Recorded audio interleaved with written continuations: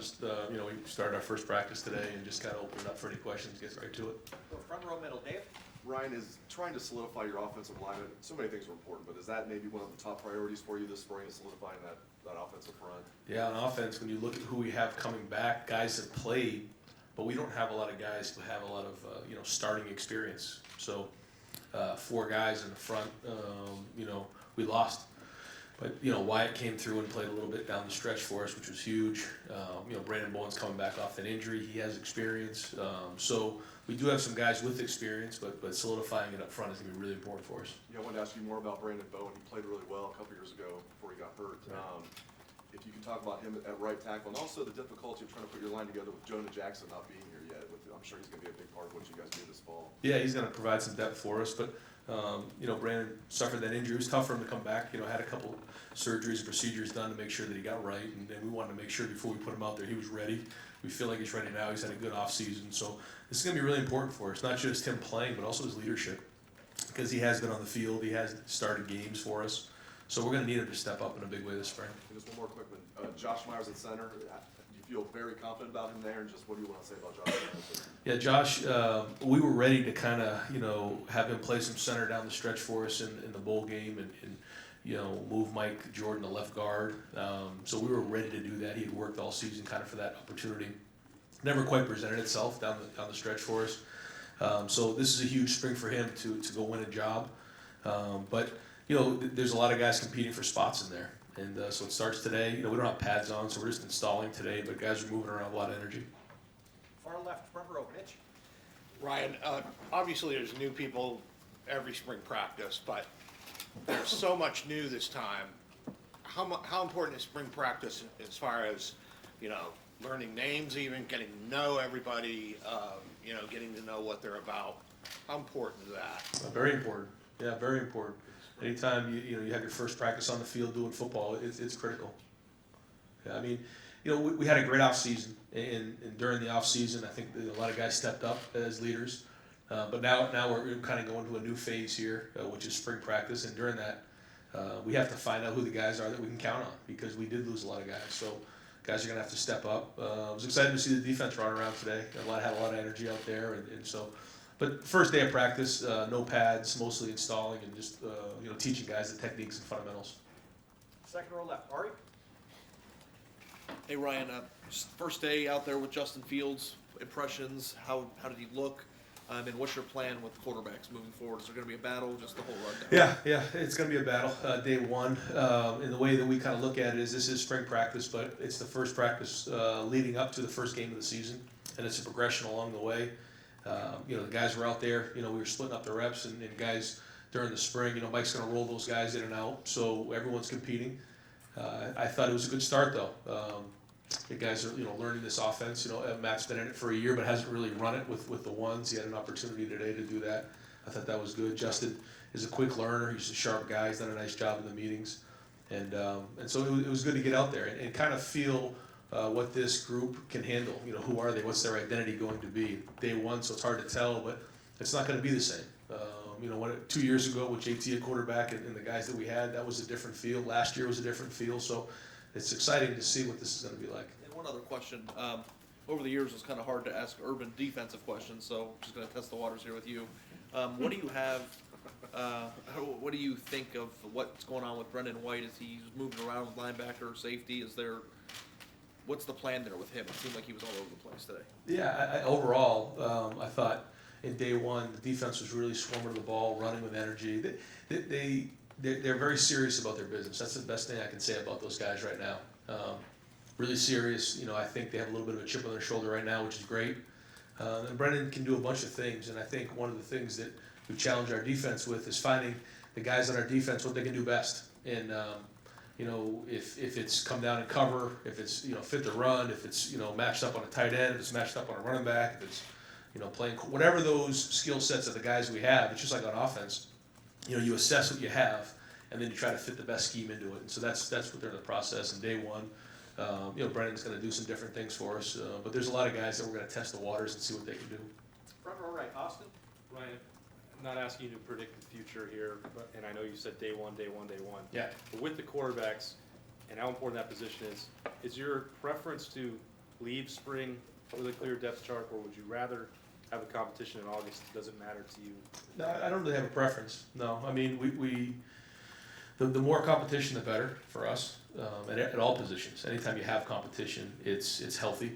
And I don't think that needs to be done right off the bat, but the guys are gonna get they're gonna get their reps and they're gonna go. And you just don't know how it's gonna play out. It's one thing I learned a long time ago is to kind of, do all that early on doesn't help at all. It doesn't do anybody any good. You just don't know what's gonna happen. A guy could step off a curb and sprain their ankle, or you just don't know. And so getting to that first game is a long journey. So we'll take it as it goes, and if one guy wins the job, then he deserves to, then we'll do that. If not, then we'll keep letting him compete. But that's not the focus right now. The focus is installing the offense, letting them compete, letting them learn. And also, they have to feel like they're allowed to fail. Because if you fail, you learn. If you're afraid to fail because you're going to win or lose the job, then you're not getting better at a fast enough rate. So, want to understand those guys are in this thing, they're learning it, they're going to make mistakes. Who can learn from their mistakes the best usually wins the job. We see so little in practice generally, and we can see 1 hour, like, oh, a couple balls were sailed. Do they look nervous to you early? Is that just par for the course for a normal spring practice? Yeah, no, I thought they threw well. I think if we look at our completion percentage overall, it's pretty good.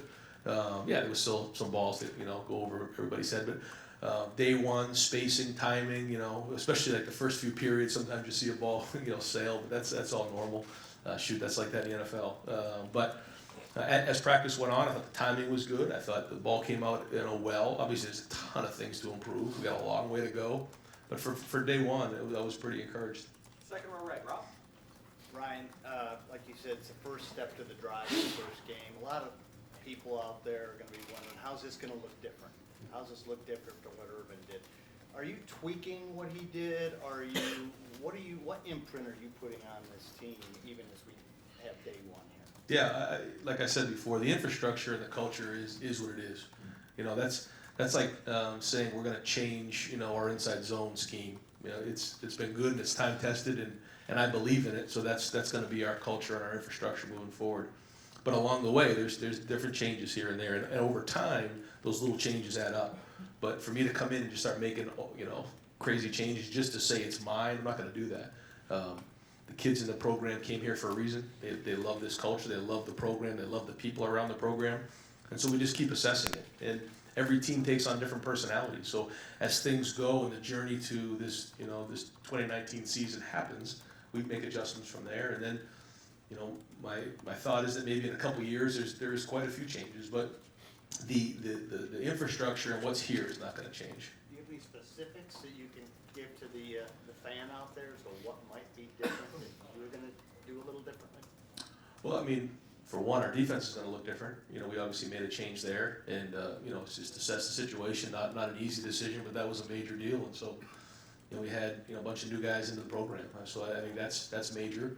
And looking hard at some of the way we're recruiting in that way, but again, anytime there's a different leader, there's different personality, and my personality is different than coaches, and so it'll continue to be. But so yeah, I mean, anything in particular in terms of how I'm going to work every day? No, I mean it's kind of the way it is. It's always been. That's always the way I've coached too. Third row right, Tony. Ryan, regarding that difference with the defense, what was it from your perspective as an offensive guy to want this kind of defense?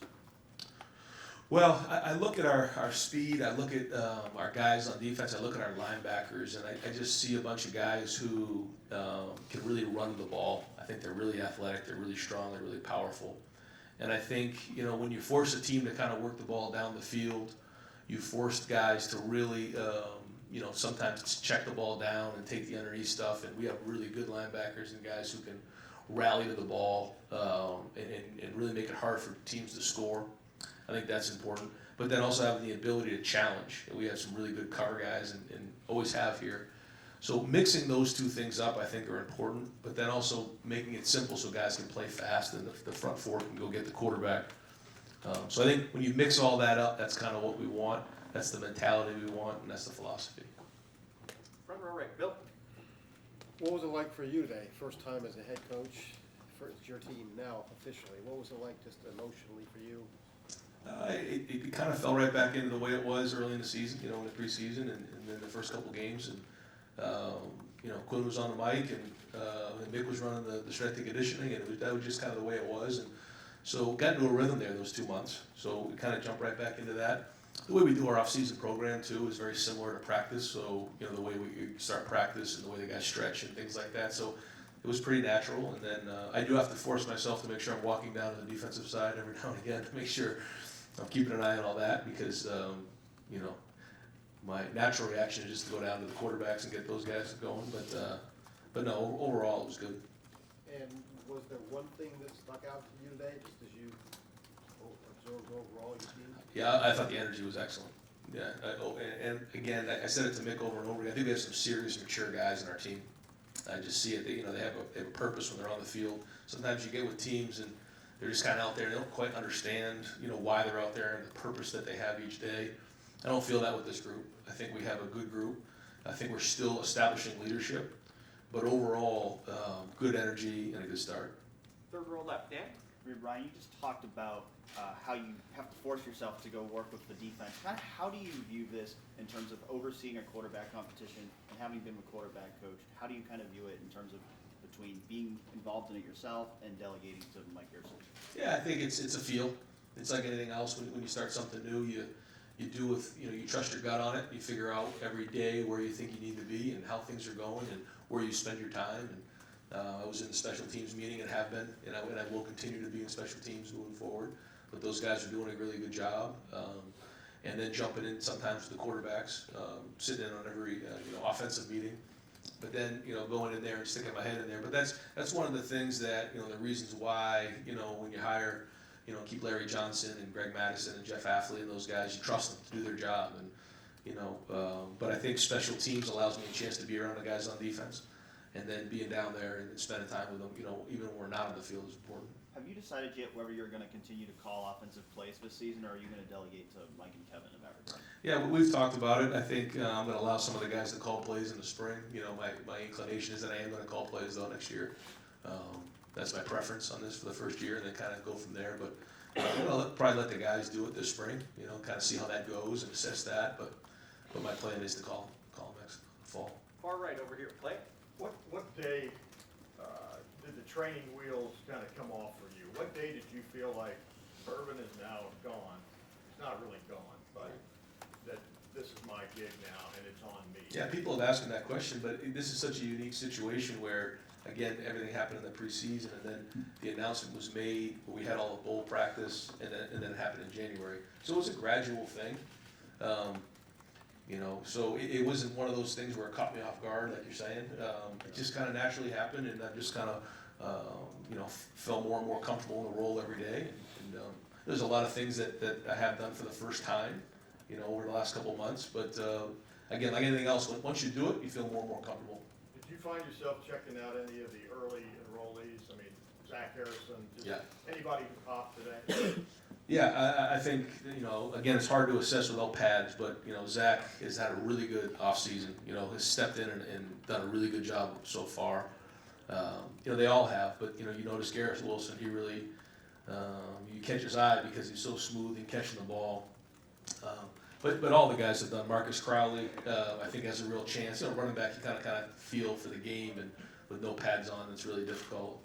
Ryan Jacoby's done a nice job. Noah Potter's running around. I mean, I think that it's a good group. I think they're all doing a nice job, but we'll see once we get the pads on. Front row right, Tamaritas. Oh, yeah, sorry. I thought you waved me off. When you're looking at a quarterback, what does that quarterback have to do to be your starting quarterback? What are you looking more than anything else as you assess these guys? Because it does come down to the head coach usually making that call. Yeah, leadership is number one. Your number one job is to lead 10 men. And that's the number one thing. Taking care of the ball, having the ability to move the team down the field, making great decisions, understanding what your strengths and weaknesses are to do that. We have to put those guys in a good situation. But having the ability to beat you enough with your feet and throw the ball on third down, do a good job in the red zone, make the throws that are there when need to be made on first and second down. So it's a combination of everything, but at the end of the day, do you move your team down the field to score, and do you show leadership? And this isn't a slam on anybody else who's competing for the job, but as you watch Justin Fields out there today kind of run around and stuff, did he have that kind of five-star kind of swagger? I mean, what did you notice about him in particular? Again, I thought all the quarterbacks did well. I think that, you know, they're all kind of learning the offense, so it's hard to lead when you're still learning and doing everything for the first time. And so I think they all have to, you know, find their legs, so to speak, on leadership and find their own way. Everybody's different, and you can't be somebody else. You have to be yourself. And until you do it, it's hard to have that leadership, in my opinion. So none of those guys really have a great, you know, body of work yet. So, you know, I think if we talk in, you know, 6 or 7 practices, I could probably be able to answer that a little better. Yeah, Ryan, one other quickie. Is there a chance that the quarterback will be under center a few more times? Yes. In this offense, and why is that? What is your thinking there? Yeah, well, it's something we're going to look at a lot of different things. Again, what does this team look like? We're always trying to be on the cutting edge of a lot of things. We've studied a lot of people's different film, and you know, we're going to try to find what is the next step for us. What is the thing that keeps us ahead of everybody else? And so we're going to look at some under center stuff this spring. And far left, Lori. Coach, you talked about having an aggressive defense, but one thing that we haven't asked you yet, when you assembled your defensive staff, were there certain either schemes or techniques that you were looking for in particular? Not really, no. I mean, we did recruit to a 4-down front, but we have so many good defensive linemen that, you know, talked to Coach Johnson for a long time about that. And, you know, we had long discussions about what that was, but just felt like if we went to a 3-down scheme too much, that we were taking one guy off the field, that maybe we shouldn't have. There's too much talent there, and that's what we recruited to, and Larry's done such a great job. So that was kind of the one thing we started on, right? We're going to be a 4-down front for the most part. And then where do we go from there? And that was really based on, you know, their experience, what they felt. Again, you know, Greg and Larry have such a great history of stopping the run in the Big Ten. I was, you know, going to stop the run. And then how does the secondary fit with that, with Jeff's coverages? And then how does it fit our guys?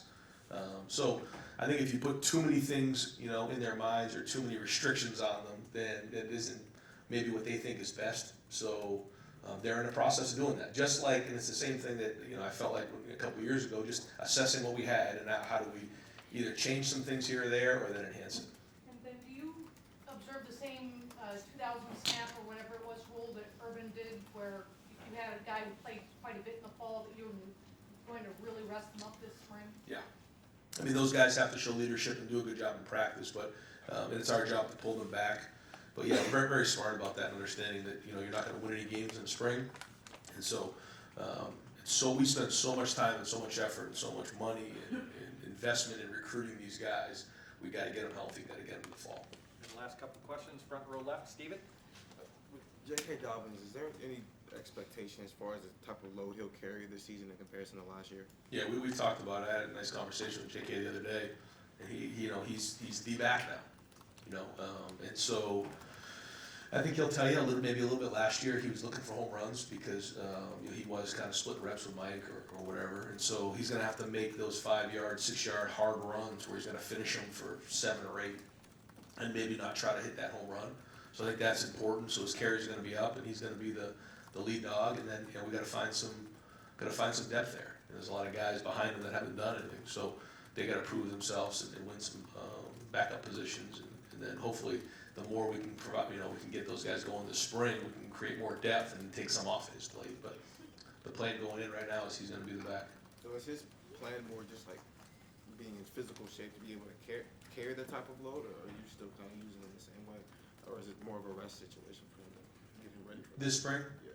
Yeah, it's, you know, there's nothing really there with JK that we need to go find out what he can and can't do. He's going to work really hard to get himself in shape and healthy and ready to roll and do a good job this spring and you know, whatever adjustments we make and new concepts we might put in, but we won't be, you know, running the heck out of him this spring. And final questions, front row left, Doug. These first couple aren't really questions because they're for the benefit of the group.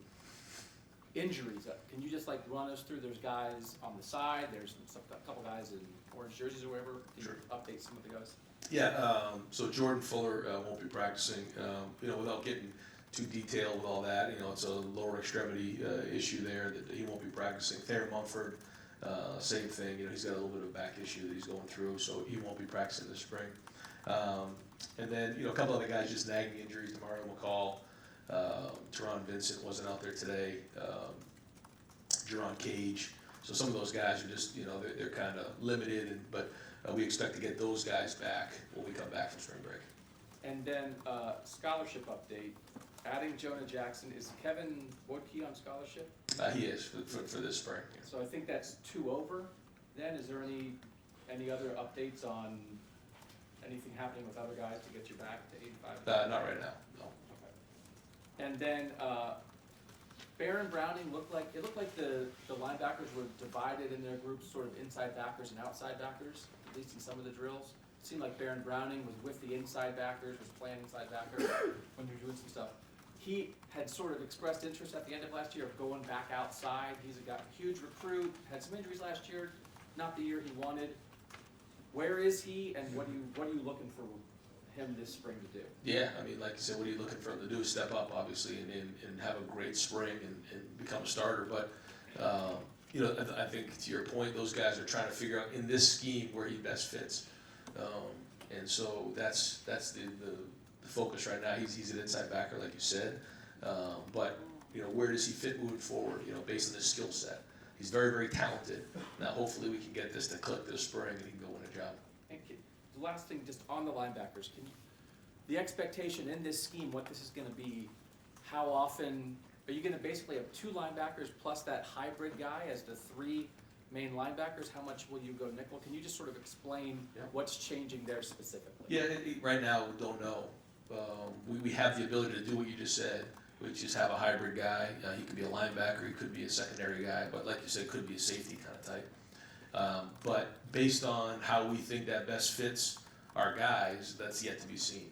Today it was just installing and kind of running around, but the good news is we have the ability to do that, where we have some flexibility based on who we have, injuries, what they can do, who we think the best guys are to put on the field, how a team's attacking us in their personnel grouping. So sometimes if they're, with 2 tight ends in the game, that would dictate who goes in the game. Now it's a bigger guy coming in. If there's 4 wideouts in the game with no tight end, now we have the ability to maybe put a smaller guy into that role based on what the defense is trying to do. But first, we got to find out who can do it, and then we can kind of go from there and build the packages. Great. Coach, thank you very much.